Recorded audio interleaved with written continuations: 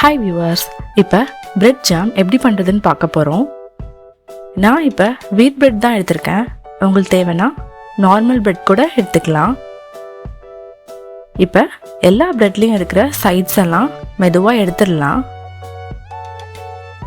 இந்த மாதிரி எல்லாம் எடுத்ததுக்கப்புறம் எல்லா பிரெட்டையும் 4 பீஸாக கட் பண்ணிடலாம். டீப் ஃப்ரை தான் பண்ண போகிறோம். அதனால எண்ணெய் நல்லா காஞ்சதுக்கப்புறம் எல்லா பீஸையும் ஒன்று ஒன்றா போட்டு ஃப்ரை பண்ணி எடுத்துடலாம். எண்ணெய் நல்லா காஞ்சதுக்கு அப்புறமே பிரெட் பீஸை போடுங்க, இல்லைன்னா பிரெட்டு நிறைய எண்ணெயை உறிஞ்சிரும். நல்லா கோல்டன் ப்ரௌன் ஆகிற வரைக்கும் ஃப்ரை பண்ணணும். இந்த மாதிரி நல்லா கோல்டன் ப்ரௌன் ஆனதுக்கப்புறம் எடுத்துடலாம். இதே மாதிரி எல்லா பீசஸையும் ஃப்ரை பண்ணி எடுத்துட்டு தனியாக வச்சிடலாம். இப்போ ஒரு பேனில் நெய் ஊற்றிடலாம். நெய் நல்லா காஞ்சதுக்கப்புறம் கேஷ்யூ அது கூடவே கிஸ்மிஸும் சேர்த்து நல்லா ஃப்ரை பண்ணணும். நல்லா ஃப்ரை ஆனதுக்கப்புறம் அதை வேறொரு பவுலில் மாற்றிடலாம். மாற்றிட்டு அதே பேனில் ஜீனி அது கூடவே தண்ணியும் சேர்த்து நல்லா கொதிக்க விடலாம்.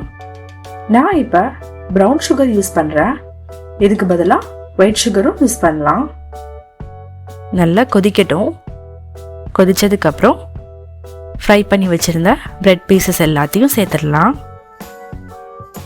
இப்போ எல்லா பிரெட் பீசஸும் சுகர் சிரப்பில் டிப் ஆகிற வரைக்கும் நல்லா கிளறி விட்டுட்டே இருக்கணும். இந்த மாதிரி மெதுவாக கட் பண்ணி நல்லா கிளறி விட்டுட்டே இருக்கலாம். சுகர் சிரப்லாம் நல்லா வத்துற வரைக்கும் கிளறணும். இந்த மாதிரி திக்கானதுக்கப்புறம் ஸ்டவ்வை சிம்மில் வச்சிடலாம்.